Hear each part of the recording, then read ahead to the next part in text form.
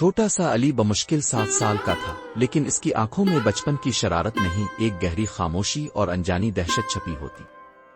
اس کا گھر جو دوسروں کے لیے ایک پناہ گاہ ہوتا ہے، علی کے لیے خوف کا قید خانہ بن چکا تھا۔ علی کو اکثر راتوں کو نیند نہیں آتی تھی۔ وہ چھت سے آتی آہٹوں، بند دروازے کے پیچھے سایوں اور دیواروں پر پڑتے سائے سے ڈرتا تھا۔ اس کے دل میں ایک بے نام سا خوف چھپا ہوا تھا، کوئی ماضی کی بات، کوئی سخت آواز، کوئی منظر جو اس نے شاید کبھی سمجھا ہی نہ ہو۔ وہ کچھ نہ کہتا، بس خاموش رہتا، لیکن اس کی آنکھیں چیخ چیخ کر کچھ کہتی تھیں۔ اس کی ماں اکثر مصروف رہتی اور والد کبھی دیر رات آتے تھکے ہوئے اور چپ چاپ۔ علی کے خوف کو کوئی نہ سمجھ پایا، کیونکہ وہ خود نہیں جانتا تھا کہ وہ کس سے ڈر رہا ہے۔ وہ ڈر صرف اندھیرے سے نہ تھا، وہ ڈر تنہائی سے تھا، نہ سمجھے جانے سے تھا، ان لمحوں سے تھا جب کسی نے اس کی خاموشی کو سننے کی کوشش نہ کی۔